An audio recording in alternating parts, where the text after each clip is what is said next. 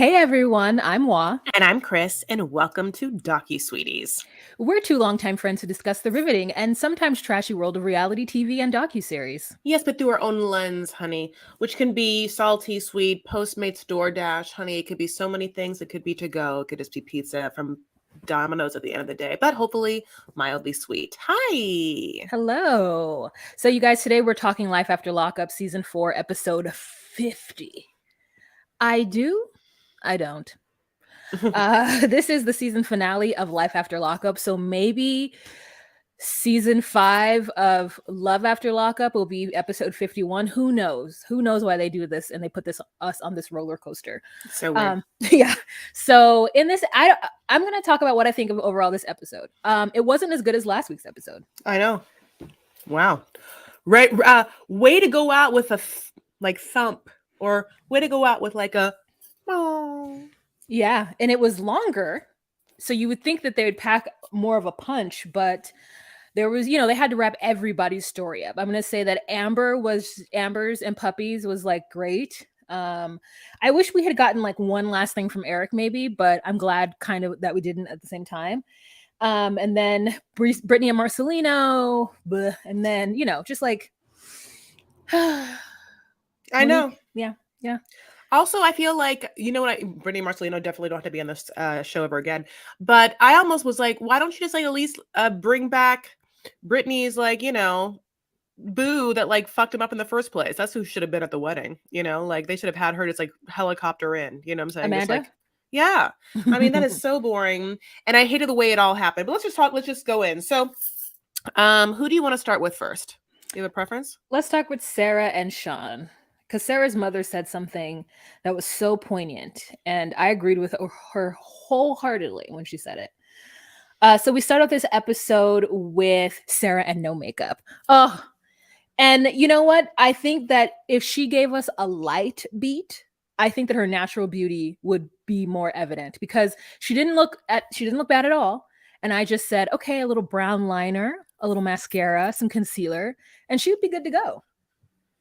Yeah, it's so interesting. Like, maybe there really should be more, and I'm happy to make some videos on just how to do a naturally pretty beat that is like just erring on the side of natural and just meant to like enhance the slightest. You know what I'm saying? And just, yeah, it's difficult because eyebrows, if they're put on forcefully and aggressively, it just makes the whole beat look forceful and aggressive. So there's certain things that happen, and color choice, and and you're right, eyeliner can also be that. But okay, let's go. So basically, as we know, instead of this is exactly what Walt talked about. Okay, so first of all, on the Instagram for Life After Lockup, when they showed the clip from last episode of Sarah letting her daughter know who her daughter's real dad was and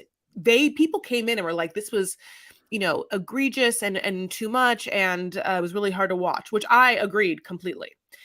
But it's interesting that they were like, well, let's just make that just like a passing, rising climactic like narrative. And I guess her boob surgery and getting breast implants is the last episode, which was like, oh, okay.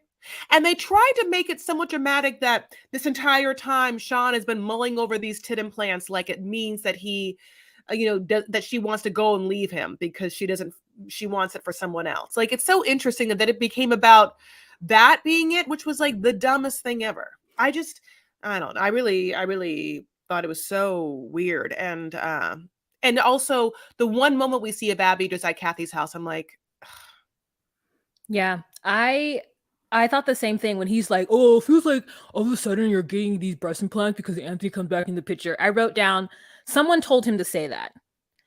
Because a producer said, hey, talk to your wife about the breast implants possibly having something to do with Anthony. She turns to him and rolls her eyes. And it's just like, no, it's not because of that. I have been a small chested. I have been a part of the itty bitty titty committee for all of my life. And I've had 2 kids, and the itty bitty titties are doing a thing I don't want them to do now. So can I get some implants to make me, Sarah, feel better? It has nothing to do with you, Sean. And we find out that he's going to have to then take care of her and take care of the baby, which no one thinks he's going to be able to do. No one, I mean, Kathy doesn't think he's going to be able to do it. It's quite amazing. So he drives over to the mother's house, and Sarah has a cigarette because she's stressed out and she's not supposed to. It's very Angela Deem of her. Um, and they get to the house, and Sean's like, I'm not going to go to the house. I'm just going to stand here. And Kathy immediately just reads him. She's like the mean girl on campus that's like looking over at him, and she's like, why is it being a little bitch? With her embroidered jeans, I know. Just like, Kathy. I mean, she's like, if he doesn't get his act together, he's gonna be seeing a lot of my face around. Which I was like, horrifying. listen, he's gonna get the act together, honey. You know, like even if he has to literally have Sarah there and be like, I'm sorry, do I put soap on washcloth, then washcloth on baby? Do I put, or do I no? Is it do I put soap on baby and then washcloth in the sink? I like, you know, he just like he's had 6 kids. You know, like what was his other baby mama's name? Kelly. I feel like, did Kelly watch the scene of him not knowing how to bathe a baby and just be like, Bev, I'm happy everyone's seeing it. He's had so many kids. You know, like, you know, he touched that baby as if he was the uncle that has never, you know, been married, never seen a kid, just like, is this right? You know, like that's so wild, Kelly. Like, I see you, Kelly. Like, this made me see Kelly. And she's not even in this season. She has not one. We haven't seen her, and yet this is me really seeing her. You know, so shout out. Definitely shout out. So mom is like, Kathy's like, yeah, I could just punch him right in the face. And I was like, yes, Kathy, we all want to punch him right in the face. Anybody who sees his dumb face on TV wants to punch him for the way he treated Kelly, for how he got mixed up in what's her face, Destiny, and how he's over here acting like, I'm trying to do everything I can to be the right guy for everybody in this family. And I just feel like you don't love me. Like, you know, he's just so annoying. So anyways, they get back to the home. She lays down. Adelaide wants to be on mommy so bad, and she can't. As Chris said, Sean doesn't know how to bathe her, but he tries to. And we see something of her with her titties out, like not out, but like her boobies in another later part of the episode. And I thought they were cute. Why did you put this picture in here? What is this supposed to signify? This is where she said, like, because the other thing that happened, I mean, obviously, yes, it was like supposed to be a narrative from the producers that she was wanting to leave, you know, Sean for Anthony, and not only because of the, you know, Abby, but because he's probably, yes, more attractive, and maybe they had this fiery connection. But then, you know, she has this entire monologue where she's basically like, you know, he's the most stable man I've ever had, and he's the best I could do, and all that stuff, which, by the way, is something that you've said. I feel like you said it like 2 seasons ago of them. Just kidding, like 1 season ago of them. Like, you've said that before. It's like, you know, it's kind of a thing that I've just heard. And so I brought that pardon for you, Wa. That was for you. You know, she said it. Thank you. She said it at her wedding. I don't know who she was talking to. She was either talking to Kelly or she was talking to the producers, but she said that Sean is the best that she'd be able to do. And was it Kelly? I mean, maybe it was. That sounds familiar now. Yeah, I don't recall who she was talking to, because she was like, someone had just told her Sean was a liar, and she's like, I know, he does a lot of dumb stuff, he lies a lot, but like, he's the best I'm gonna get. And yeah, for her to say that, and for me to like see her surroundings and like kind of where she came from, she knows more about her life than I do. So if this situation with Sean makes her feel like, okay, she gets to be a stay-at-home mom after doing, you know, selling drugs to somebody who consequently died and then going to prison and like all this stuff, and Sean is the best thing, then I can't fault her. It just sucks that it's Sean and that it isn't somebody else. So she did the best that she could, and I think she stands up for herself enough in this too. She doesn't just let him do whatever. That's all. Yeah. Oh, yeah, I agree. You know, so yeah, basically, you know, just the wrap up, which kind of Wah said, is when we see her titties later and they look good, you know, we see her kind of drugged out, and then he like sort of accuses her of like maybe, you know, like already taking pills too much, like getting back into, I don't know, being addicted to something, which I was like, she's just fresh out of surgery. And she's back. Sorry. I thought you meant he said it in the scene that we saw with her No, titties out. Okay. no, I know, I know. I just remembered that part. I just was like, that's so it was like a dumb part because it's like, wait, she's first of all high, whatever. She's like literally cloudy or in the clouds, as she said. So it's like, there's no need to bring anything up right now because you're on TV and she's like not going to register anyway. She literally is like, "Ugh." Anyway. So yeah, I did go back because I forgot to say that part. Just annoyed me because I was like, come on. So yeah, titties look great. I'm happy that she's happy. Hope, I'm sure the baby looks completely different now because the baby's like a toddler or like a 2-year-old now. Who knows? I hope Abby's doing well. Great. Okay, babe. Let's move on to someone else that I just kind of want to get out of the wazies. Okay. Mm-hmm. I guess I kind of have 3 people I want to get out of the way, but let's get these people out of the way. Lindsay and Blaine. I'm bringing it up. Lindsay and Blaine. Oh, wow, you want to get them out of the way? You didn't like it so much? I mean, Marcelino and Brittany, I would love to get out of the way. And like, who else? Anyways, what is this picture? Let me look. I forgot about Marcelino and Brittany. What do you mean that? What is that picture? I didn't. I just looked at it. I wanted to see what it was. Okay, sorry.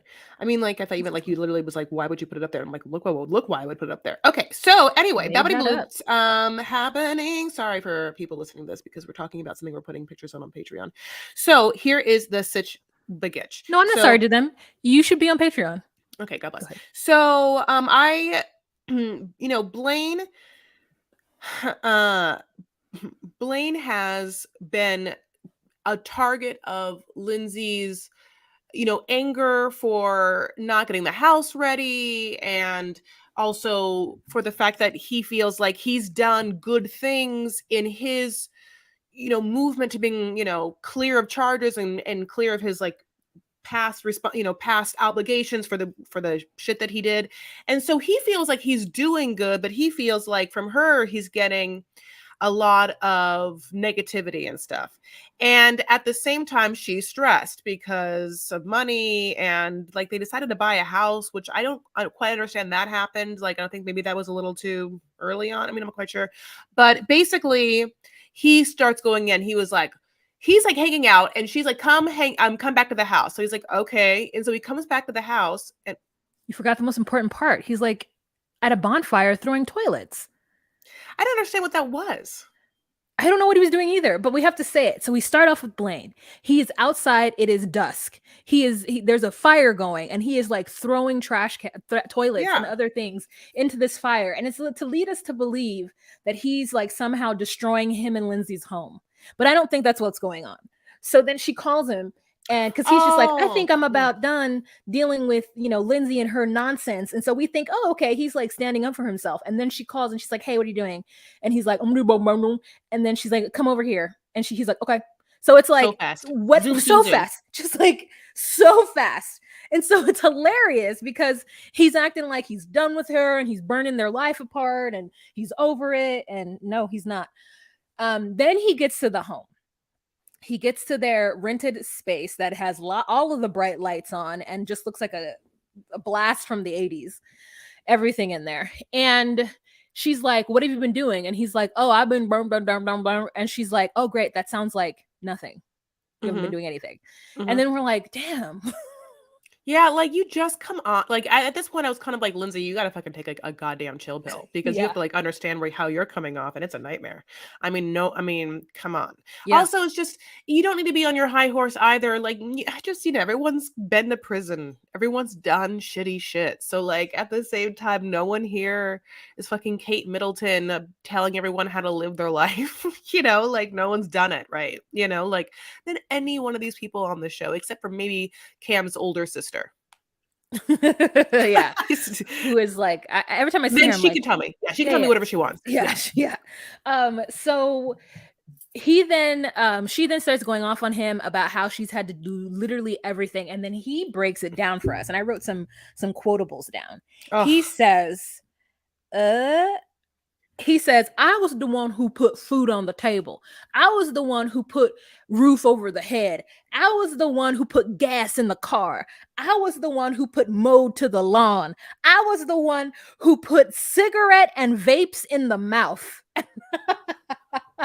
Do you know how much money that was? Probably because they're probably sucking down at least 4 disposable blobbity blues a day. They're smoking all day long. So they're smoking. I mean, so that's expensive. That's expensive. He's not wrong, like. Yeah, that is expensive. So Ponytail Lawyer calls him Ugh. right before he gets to the house, and tells him that, listen, the court, the state government is really proud of you for paying off your restitution, really proud of you for coming down and just like, bloop bloop, here's our money, take it all.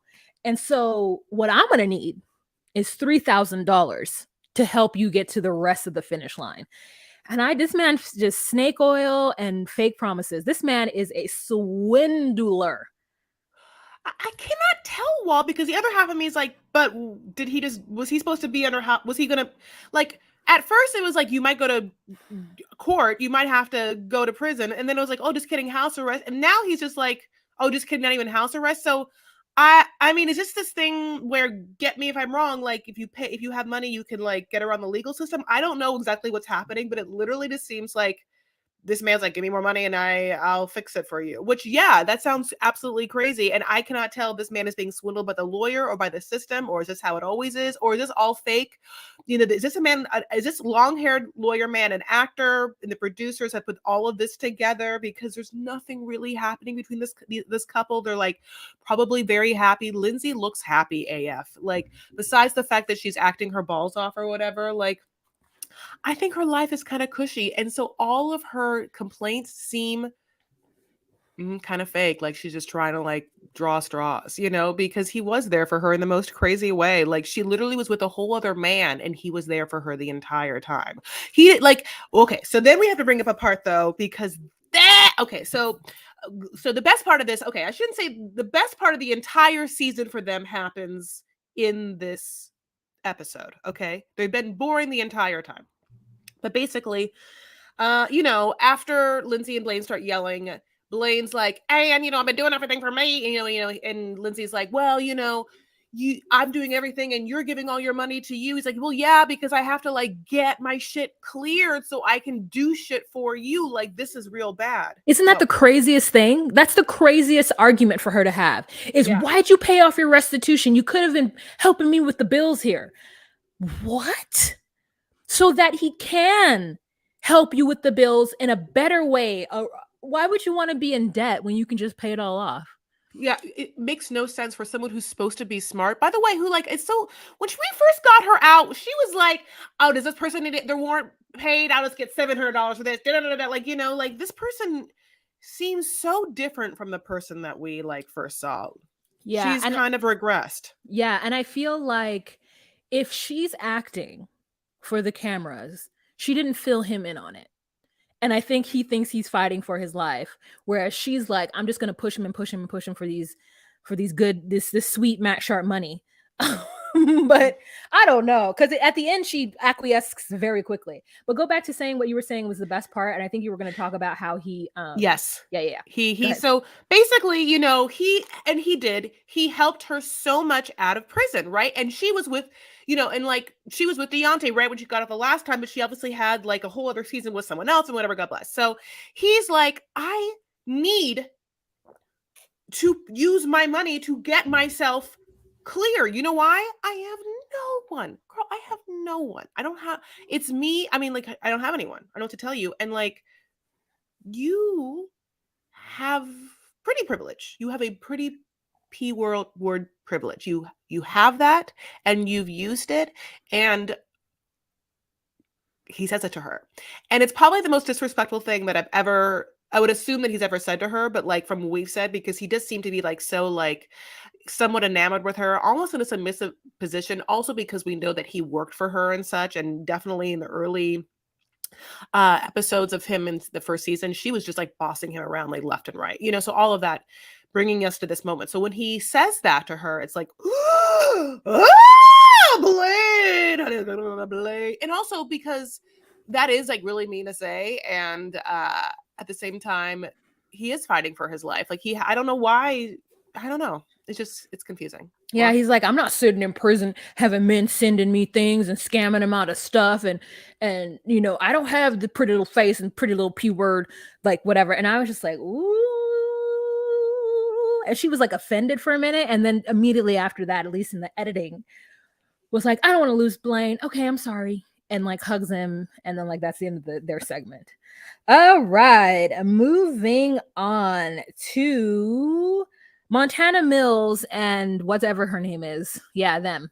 So, girl, what really happened? I'm going to say it to you in 2 sentences, and then Chris can say whatever she wants to say. Montana Mill had a show. At the show, Sorry. he proposed to Justine. Period. Chris? Montana Mills had a show. His first show in 6 years. In Vegas, that his producer / friend Mocha put on. They show up and it's really completely barren, except for also a gaggle of older white women. And it's the lamest crowd in your life for a hip hop show you've ever in your mind imagined happening in a Las Vegas like lounge. It's just otherworldly, only because it's like he's East Coast to me. You're like, to me, I'm like, why wouldn't your first show be like where you're from, where your I mean, like, doesn't make any sense to me why it's here, where you're from, and why your friends are there or your fans are there.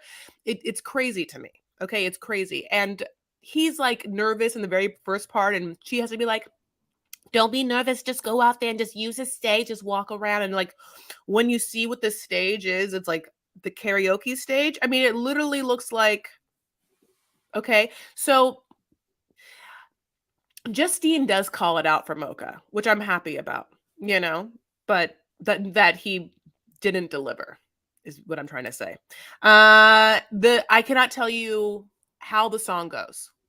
I've heard it a couple times. I cannot tell you one more moment of the song, how the song goes. But I will just say in this scene, she shows up to the party with like perfect eyeliner. And by the time we see her doing her confessions in the same dress afterward, all her makeup's off. So she's probably been like recording for a hot ass minute.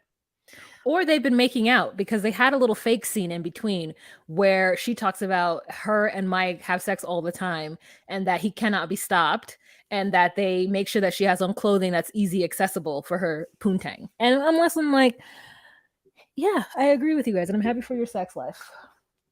Also sounds like mildly jealous. Okay, so, and I am too. So here, that's all I have for them too. Let's get someone else done that you brought up. It's Marcelino and Brittany, which I'm like, I feel like I still don't have a picture for them. Go ahead. I'll do that one in 5 sentences. This is like name that. Sorry, this is like name that tune. Just like I can do in 5 beats. Go ahead. Okay, so Marcelino and Brittany get ready for their wedding, doing perspective things. Brittany getting ready, Marcelino setting up the beach. One sentence. Long sentence. Yeah, there was commas in there, and there was a semicolon. So okay. Right. Then the next sentence is Jesus Christ. Brittany is late for her own wedding, and Marcelino is worried.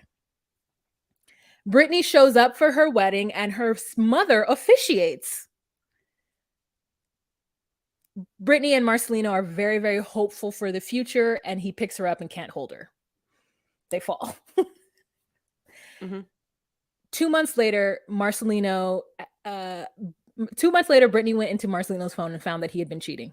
And yeah, no, I like it. Her mom shows up out of the blue. She's excited for this. I'm just gonna add that. And then I also say it's cute when Giovanni is like help setting up the beach, and he's like, "What the hell would you guys have done if I was you? Absolutely, this small set of hands like me just run around and just like put rocks everywhere."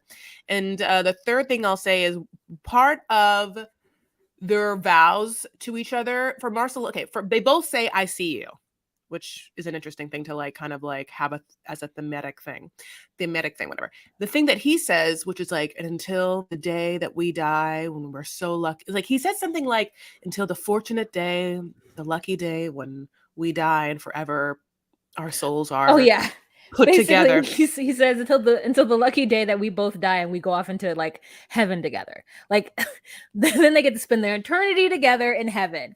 I guess I'll understand. Like, does Marcelino have some kind of like addiction to talking to other women?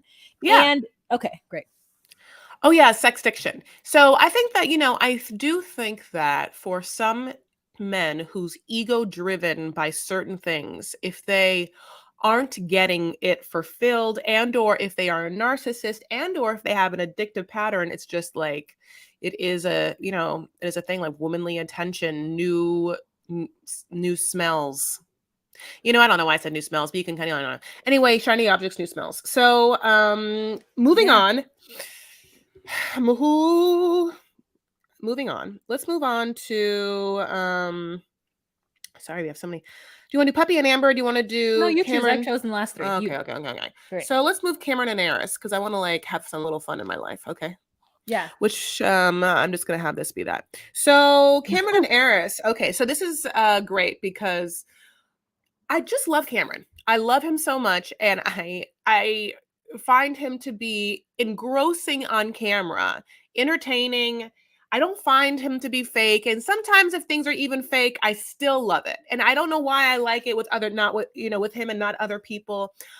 But then it's like his sisters are have the same star factor or it factor. Like I could just watch them talk the entire time. Where I just wouldn't say it about Derek and his sisters. Like I wouldn't want to watch it all the time. Like I would just like, like I'm just like, like in and out. But like it's so funny. I am so into the vibe of this family. I'm like, what I don't know, what are your parents like? Like are they fun too? Like are they funny? And like I don't know what to tell you about it.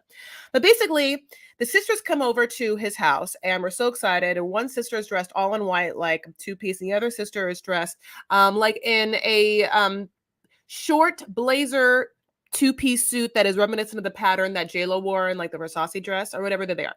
We love them. So Cameron has this house now in Florida. It's beautiful, really well put together, and he's so happy to put it off or to show it off. I don't know why he has the house. Like I don't quite understand monetarily how this house happened. Is it Eris's? Is it his? Are they renting it? It's just that cheap in Florida. I'm not quite sure how it's come to be, or they just got a loan from the bank because we're on the show. But God bless. Okay, so now the sisters bring over some Patron, and then he takes drinks of it right away, and then they start having this conversation about the fact that he like gets turned up too much, and the fact that he also brings up the fact that Eris isn't there right there because she's going to go get her daughter so they can meet up later. And the sisters and him have the final conversation that he threw Eris under the bus last time because he neglected to tell them that yes, she was sick. Also, she doesn't want to be around me when I'm drunk, and I get drunk a lot. And I was that day. And when I came home and I was drunk, and it was a whole ass problem. So she's kind of in the right. And they're like, well, so you threw her to the bus? And he's like, yes. And then they have a conversation with him. We're like, well, then why are you drinking right now? And he's like, well, why'd you bring me over alcohol? They're like, no, common sense would say you check your sister and you tell me what you need as an adult man. He's like, well, common sense is you wouldn't bring over alcohol. And she's like, no, no. And he kind of like takes a shot, and then somehow the shot is like a truth serum that kind of like calms him down. And he's like, you're fucking right. Not only are you right, I will like one up you. Here's like a really truthful, vulnerable moment. I came home 2 nights ago. I peed in the fucking closet, and I didn't want to tell you, but it's embarrassing. And I'm pissed at myself, literally pissed. I pissed, and I'm now pissed at myself that I did that. And I'm like scared and I'm mad, and I got to get in front of this, So, what'd you want to say? That story of peeing in the closet is like wild. If I were Eris, I would have had to leave him at that point. Like, how do you clean piss out of a closet? Like, it's no. I no. I unfortunately I would be mad at myself if I fell in love with somebody who had such issues that I had to then do things like cleaning up piss in the closet. Like I've been single too long. I'm too comfortable with being alone to deal with that and not be able to just immediately wash my hands of it and keep it moving, unfortunately. Like so for me, Eris is better than me. And number two, he really, really wants credit for doing things that he feels are completely outside of the scope of what he was meant to do based on his upbringing. And his siblings, his female siblings, don't feel that way. They're like, you keep wanting an award because you just got out of prison. We know you were in prison, and we're telling you to ship up or ship out. And here's the truth. I do agree with him that he's still going through something with having been in prison. And he probably needs therapy more than just the addiction portion of it. He probably needs therapy to kind of understand like how his life got here. I don't imagine, and I don't want to put anything negative. I really, really, really hope that they last. But I feel like until he gets some kind of therapy, he's gonna run out of um opportunities with Eris. And at some point she's gonna have to choose her and her girls over his shenanigans. And I think that, I don't know, Marcelino and Brittany broke up after 5 years, and they were our longest like heroic story of this show. So to me, it's like 5 years is the is the max. So we'll see if they end up staying together. But I mean, his sisters are great. Like they really are. And they want him to go back to Ohio so they can watch him because they're like, you need to come and be with us. But I think Ohio is where he's going to get into the most trouble. Yeah, I mean, yeah, I agree. I think that I agree. I also, it's just interesting. Isn't it interesting how there's like a little bit of thematic situations happening between him and Chance, in the sense of how alcohol is an easy thing to fall into because you are stressed out having come out of prison, and then also like then having a bunch of responsibilities and monetary responsibilities. It is difficult. So I'm glad. I mean, I hope that they both get help, but yeah. And then also I have this little picture that obviously was taken by like selfie by looks like probably like Steph, because I'm trying to think of like who was sitting opposite her. I'm not quite sure. Yeah. In the scene, but they all go to meet up finally. Lena's grandfather, Eris, the sisters, Cameron at this restaurant. And Cam does a good thing. He orders a non-alcoholic beverage because one thing he said in the last scene is that Lena has never seen him drunk, and he wouldn't want that to happen. And it would be like ashamed. Go ahead. Yeah, I mean, isn't it crazy how he like try and in an effort to give Lena whatever she wants and do whatever it is that he needs to do for her, when she's like, I asked for strawberry lemonade, he's like, hey, I know, hey, come over here, sweet. And everyone's like, no. The dad's like, he got to stop yelling. Like everybody's like, shh, no. So as much as Cameron is like trying to do the best and probably is more eloquent than most people, his manners, they haven't caught up. They haven't caught up. It's so funny. I watched that moment happen and I was like, he's a highly reactive person. Like he's funny because he like reacts big, right? And I feel I think I'm the same. So like I relate to him. Maybe this is why I think that he's like I think he'd be funny comedically as an actor. But like, and in this moment too, you see him react too much, too big, like too much really necessary, too much. And it's the truth is he's doing it to himself. He doesn't have to exert that much energy in the moment, but either whether he has anxiety or he's on camera or he wants to write it or he feels like a man by like making sure everything's right or whatever it is, like you see that. And it just requires a learned new habit of taking a moment and breath and being like, well, do I need to scream at someone who's like serving us right now? Like they're going to come back to the table in 2 seconds. They're bringing other people's drinks. Like the server comes back with other people's drinks. Like if he had waited 1 second, like 3 seconds, he would come back and be like, oh, hey, I'm so sorry, ma'am. Thank you. But also, can you bring the strawberry lemonade? Right. Yeah. And I feel that way about myself all the time. I feel like if I didn't need to make that big of a reaction, if I had grounded myself and trusted that in due time it would be like a chiller situation. I don't know, this is like a weird thing, micro moment that I was just like, yeah, no, I see you. And it's so funny because I wonder, like in my mind I'm like, when you're like, oh, I hate confrontation, I don't like to fight, but sometimes your reactions are like, I imagine that you would be a great fighter, but in those instances, the way you react sometimes is like a fighter of what, like physical fighter? Yeah, like your fight or flight feels like, ugh. I don't know, because sometimes your reactions are so bad. I imagine if like, let's say we were out, right, and somebody were to say something wrong, like crazy to you, the way you react to other things would lead me to believe that if someone says something wrong with you, your reaction would be equally as big. But it never is. It never is. Your reaction about little things is me being like, hey, and you're like, what? And I'm like, I was just saying, hey. Like, it's so weird. So like, you think that like someone would just be like, hey, fat ass, and just be like, you would Yeah. just, oh, Because your wow. reactions are so And I just big. punched. Yeah, yeah, yeah. Yeah, I Okay. mean, that's what Cameron is. Cameron would be like that person too. He's a fighter. So it's so Yeah. funny that you're like, "Yeah, no, I wouldn't do that. I would run." But I'm like, "Hey, Chris," you're like, "What happened?" And I'm like, I know. I'm just saying, "Hey, Chris." No, that's so true. That is true. Like, "What is Yeah. this picture?" "What? What? You don't like it?" "Okay, no, girl, just asking what this picture is literally." Yeah, yeah. Listen, I gotta tone, if I can, for both of us, if we can tone it down in our mind, that's the start. And then What if it's our assuming behavior. positive intent? Okay, let me think about that. Yeah, yeah, maybe. Yeah, I have to obviously undo some like trauma that is like I'm maybe holding viscerally in my body that like reacts in such a way. But we can dive into that. Okay, so what are we talking about? Letter to look up. You know what? It's the same because we all hold trauma in different ways. So anyway, the scene is the sisters are really like cool to Lena. That's all I want to say. And they're like, you have to text us next time. Like, and tell us what's up. Basically, Cam takes off a sweater and then reveals to his sisters that Eris is pregnant, as if Eris isn't even. I mean, Eris is pregnant. She's been pregnant. She's beautiful, beautiful and pregnant. But it isn't like a shock to anyone, not anyone ever. But God But you bless. can't assume. You can't assume. People might think that I'm pregnant because I carry weight in my belly. Like I actually look pregnant right now.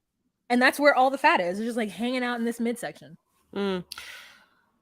Well, okay. So anyway, yeah. Basically, yeah. We'll see what happens. Okay, so moving on. Basically, yeah. Sozy wozies. Moving on. Let's move to Amber Puppy. Okay, so Amber Puppy picking up, of course.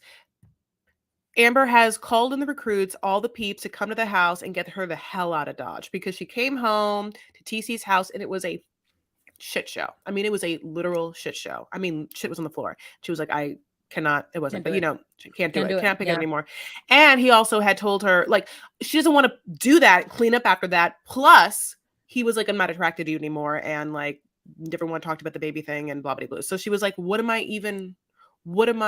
What am I paying bills for? His kids to be here to clean like this? He's not attracted. Like, what am I getting out of this? Nothing. So he comes home and I think that we also had been sharped that it was going to be immediate yelling when he got there, but it was kind of like, hey.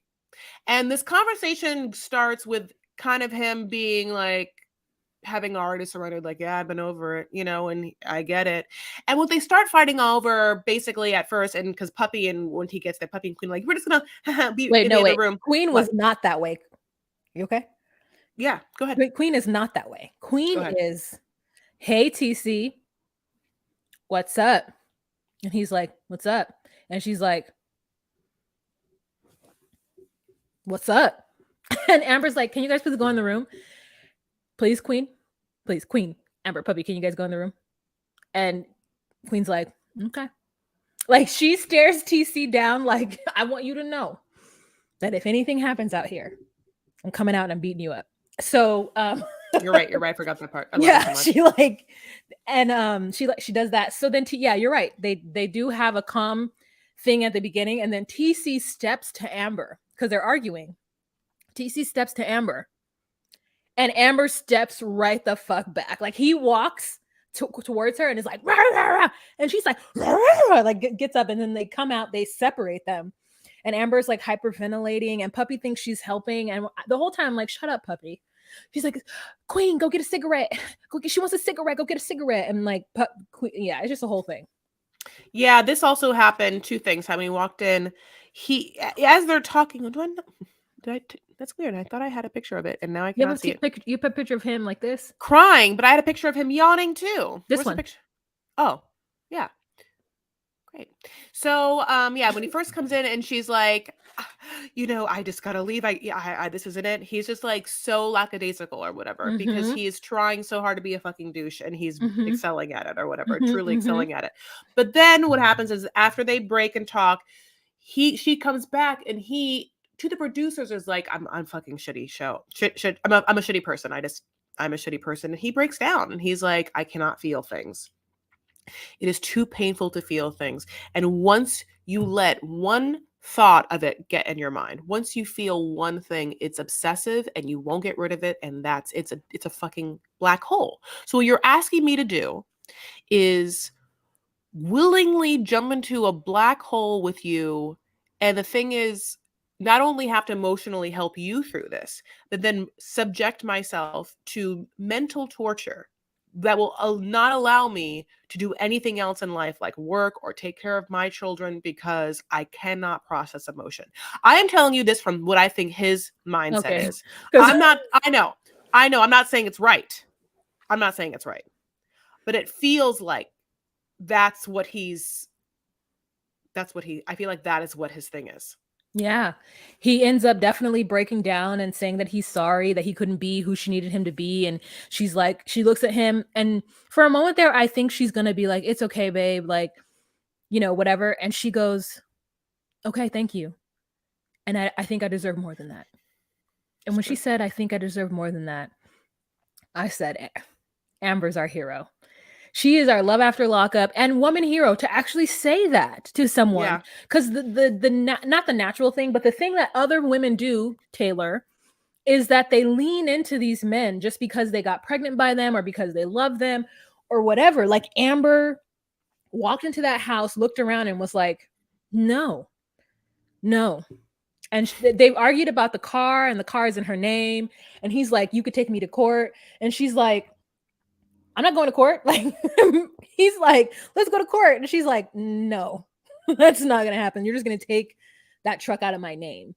And like, that's crazy. I would never put my name on a truck for a man to get. Like, if he can't get it on his own, like, Yeah. we're not married. So it's like, that's a different level of commitment that she had with him. So she really jumped in feet first with him. And I don't know if they have roommates or what the hell, or if it's the boys that made that mess, but it's crazy that it ended up the way it did. And now, TC's like heartbroken on his own. And she's like, yeah, I got to get out of here. We can still be friends. And at the end, she's like, I actually don't want to be friends. Yeah. Like, why would you? Like, Yeah. what is he gonna give you? Like, you already, like one more person to like help you move when you need someone. Like, nah, it's okay. You have enough. Yeah. So I just like, I love Puppy. I'm sorry. I love Queenie. And I just like I feel like, she needs to have her own GoFundMe for like what she's done, like what she's emotionally and physically given these These women. two. Yeah. All of it is so crazy, but she's just so awesome. What an amazing soul, Good I don't friend. know. Yeah. And Yeah, I'm happy that they all like went to prison together and knew each other in prison. So like they have that background, that shared background with each other. And they're just like holding each other down on the outside, trying to be positive, trying to like support each other through that hard transition. And we love to see it. Girl power and all that shit. So I think they could have their own spin-off series. I really think, I think that they could, because I think that they have a, circle of friends they probably could like populate to bring mhm, in some other personalities, mhm. Yeah, I would love to watch it. It's like Puppy and Amber. What would they be called? We'll talk about it later. Okay. Let's go with our next couple. And that would be Chance and Taylor, right? And then after that, we have Monique and Derek, and then we're done. Okay.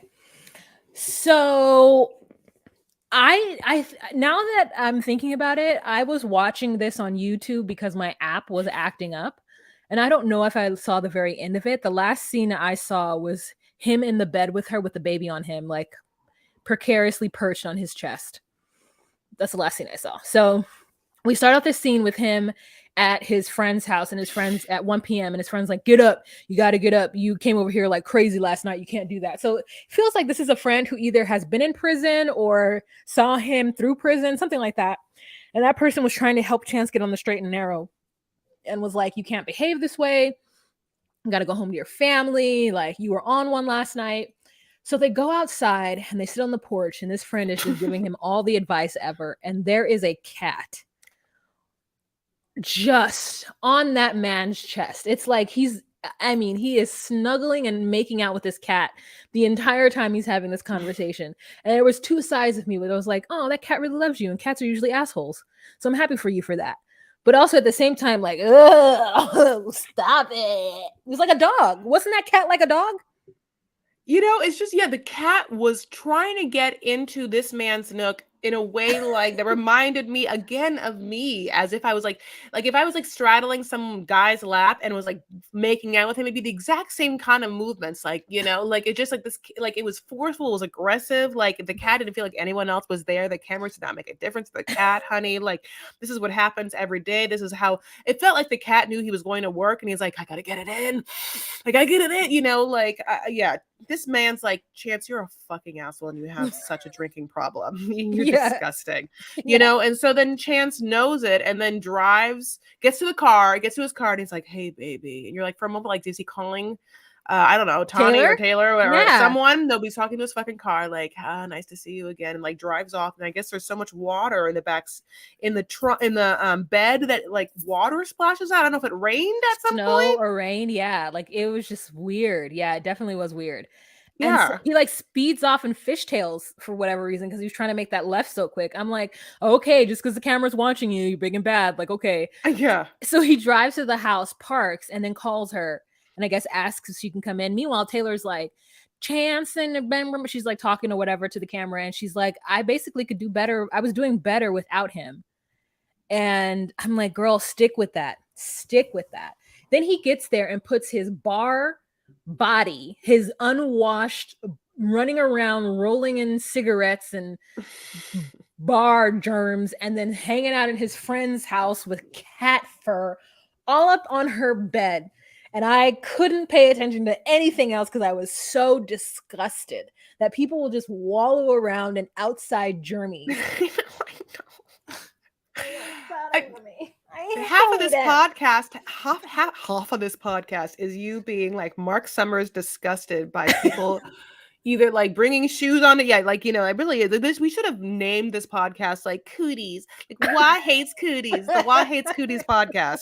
Okay, so docu cuties. Okay, so that, you know, it's funny because we almost did name this podcast docu cuties. Yeah, it And was could have almost been, docu cuties. Yeah, I know, and it could have been docu cooties. cooties. God, we really As we're speeding down the freeway, leaving Disneyland, Chris and I were like, okay, reality girls, reality ladies, realities. It was supposed to, remember it was like realities? I was like trying to make that work for a second. And then like realities, realities, real ladies, Oh yeah, realities. Yeah, I it's forgot like a about whole that. thing. Yeah, we were I like leaving this one Disneyland. better. And then Chris was like, docu cuties, docu sweeties. And then we asked somebody and somebody said something else and we choose this. Yeah, that's exactly what happened. So anyway, basically he's like, you know, I'm so sorry and I got to do better. And she's like, you suck. And he's like, well, you don't get it. You don't get it. He like goes right back to being like, you don't understand my pain because the truth is I got fired. She's like, we all have stress. You fucking egomaniacal narcissist. You're not in your own goddamn world where I don't have stress. Are you insane? I'm not stressed. I'm not cheating. When things happen, I don't have to go bury my face in the ball sack of some other dude. What's wrong with you? He's like, it's not some other girl. It's like my friend. It's like, that is a female. He's like, we never like did anything with her. She's a great person with a job or something. I don't even know what the hell he said. I just hated it so much. And then, yeah, he brings his son on his chest and kind of like lays the baby on the chest on the side. And the baby can't even really move itself, but I don't think that was comfortable for the baby. It felt like it was like straining for the neck or whatever. And it was all the cigarette smoke. The baby couldn't even relax because he was laying on a chest of cigarette smoke. Like, it's gross. And he says I got laid off. And the thing is though, Chris, when you get laid off, it's not your fault. That's not something to hide. A layoff is a natural thing. Blaine got laid off because of the weather. Like, not everybody lives in New York City doing construction where it happens all year round. And even then, it doesn't happen on some days. Like, construction is a job that sometimes it's outside, not indoor. And if you live in places where it slows down, then I'm sorry you didn't plan for that, but just say I got laid off. Because what he says to her is perfectly valid. But that was his reaction to it. Yeah, it'd be smart. Listen, it's not a dumb thing to diversify in your income. And if he can go from hot, or like normal weather days and construction to then using some of the elements to, further his financial, gains by like shoveling or using that power washer, fine. But I think at the end of the day, this is someone who does not want to work that well. He doesn't really want to like hustle and I don't think he is really capable of like following through. I think that he self-sabotages all the time. I think that's like a huge gambler thing. So I think that he does excel if he has to just show up at a job and it's a friend and he clocks in and gets paid. But for him to have to hustle and like make side money, I just don't think it's going to happen. I don't think he has the like business sense to do so, but I'm not going to blame him for that. He's been in prison the entire time. But I think that, he thinks he should, and maybe he's like imposter syndrome or fake till you make it, but he he didn't do enough of the foundational work Mm-hmm. to set himself up for success in many Yep. different ways. Yeah. And I think, yeah, I mean, He I just wonder jumped what would in. happen. Like I forgot. I wish there was sometimes a tell all, because I really would love to have a scene between him and Cameron. Yeah. Just to see like if they ever talk, I'm not saying they would be friends, like, and I don't think this is literally a scene that they were just to ever have a conversation, be like, yeah, like it's a lot fucking easier to just fucking drink when you are just so freshly out of prison and not able to deal with it. I think that would be a conversation obviously a lot of people have, but Yeah, but drinking costs money too. Like and that's the thing. yeah, Yeah, gambling does too. Most things do cost money, so it's like you're not yeah, it's like you jump into something where you're like, I don't have any money. It's because you're spending it on like things you don't need to spend it on. All right. Last couple that we are going to talk about is who? I don't remember who it is. Oh, I know it's Derek and Monique, but let me just say this about them. So Oh, basically, I just want to say one more thing. Their wrap yeah. up is this. Their wrap up is that he gets a job. He's now like he picked up Oh. some more construction work, and they're still living together. So Oh. basically, nothing has changed. No. Yeah. No, yeah. Except I think they said something like the engagement is off or the engagement is iffy, which it always was. So it's Yeah. like, again, nothing has changed. Sorry, that's that. Monique and here's Monique and Derek. So Derek calls up Monique and he's like, come hang out with me. And we're supposed to believe that she's even thinking about saying no, as if any part of this was ever gonna not happen or He's whatever. But like, I don't know, Derek. I yeah. don't know. I'll let you know. Yeah. So he shows up at the spot. She's late. She gets there and she's wearing an outfit that I don't feel is conducive for this weather. And they go the ice skate rink is out. Now I'm not saying it's like snowing and that cold, but she's got on a dress with her knees out and some high boots. This is his fault. You could like she is wearing a black leather midi skirt and then she's wearing what looks like camel colored suede boots. Okay. Mm-hmm. It's like outdoors. It's just, it how in God's name, I mean, unless you're just, yeah, I guess you have to really not think of things, or just showed up and he was like ice skating to not let someone know that they had to dress for the occasion. Yeah. That's what's crazy. Yeah. It's like he's never seen her. I mean, most of the time she's in a dress. Yes, I have seen her in leggings, but for the most part, when they go out and meet each other, I've seen her in a dress and some kind of boots. So like they go there and he's like, come on, let's ice skate. And she's like, I'm not ice skating there. And I'm like, what in the world would make you think that this woman ice skates? Have y'all ever had a conversation about how she loves to ice skate or roller skate? I mean, I just don't think that she would feel comfortable ice skating. I agree. And then half of these, like, would he do that to like, is he doing that to make fun of her or make it weird? But like, or is he just so daft? So he's going to be so daft about the fact that she's wearing something obviously inappropriate. And he's going to also be so daft that the activity itself would like probably not be fun for her. He's just that dumb. I think he's that dumb. I think, listen, if you are not big yourself or have never had any friends who are big, then you have no clue. And I could say that I was ignorant in my younger year before I had any friends who were whatever. So like, yeah, she just doesn't know. And so, but the fact that when she's like, no, Derek, and he's like, come on, and he can't even like switch it to where to be like, oh shit, yeah, like look what she's wearing. She can't. Who ice skates in a skirt, like it's not like a big, it's not like a flowy skirt, honey. It is like a, midi pencil skirt kind of look, Yeah. It's I went cute. ice skating one time and it was harrowing, okay? And I know how to roller skate and rollerblade. It is very slippery. It is not the same. I agree. Oh, I'm horrible at it, but I'll tell you this right now. I have never done what he did, which is like they get this like plastic snowman. You can just take the plastic Mhm, snowman out and kind of like hug the plastic snowman as you mhm. skate, which I never done, and it looks fabulous. But You haven't watching seen him the, do it, like they don't have a snowman. They have, like, that r the thing that you give it to kids, but also, Chris, we're too tall for that. Like, he's 5'2", right? ah! He's a child size, so it makes sense. You and I, we would get that, and we'd be too tall for it.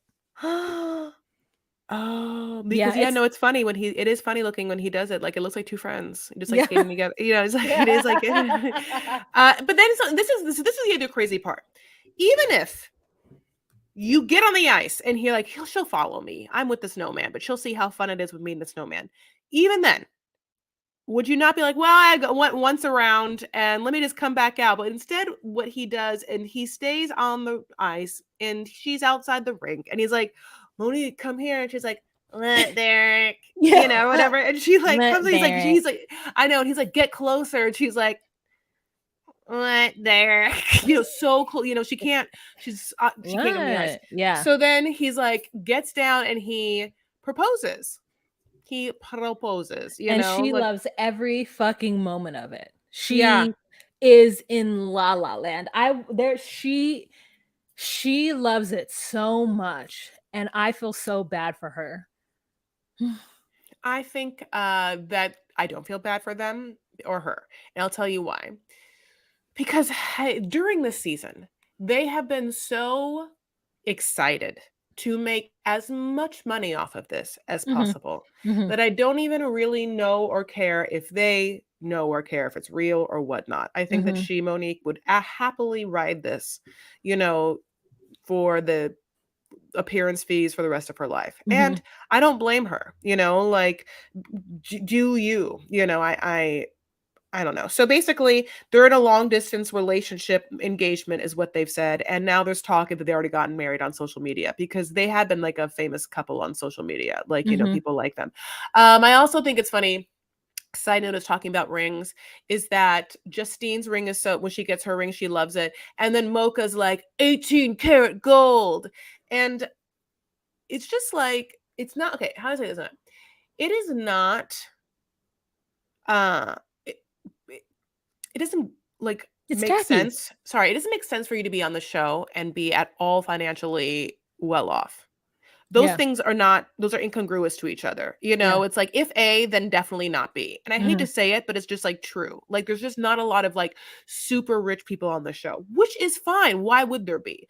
But the weird thing is with like rap in hip hop culture, there is such a need to boast about wealth. It's just like part of it, like you 'cause people are I excited. For the most part, the folks who get into the rap game are poor, and they get excited when they get into it, and all of a sudden they have all this game. It's part of rap. It is You're absolutely correct. It absolutely is part of rap, but the roots of it is because only certain folks start off rich in it. Most people start off poor, and so they're happy to flaunt what they have. And Black people are all about wearing gold and being flashy, and like all of that. Like it is a well-known fact. I mean, my I have family members who have gold in their teeth, not covered, like in between, like in a gap.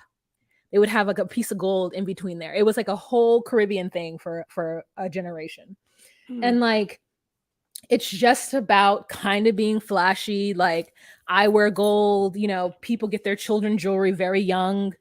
And so yeah, it is definitely about that. Sorry, I derailed your whole point No, there. I only bring because like I still think about like the car that she drove, like like his car, like that, like Ridiculous. Batmobile car, like like and them like looking at this house that's like and her being like, oh, I can totally afford a $1.8 million home, and it's like being like, but babes, like no, you have so many kids. He has so many kids. He has no job.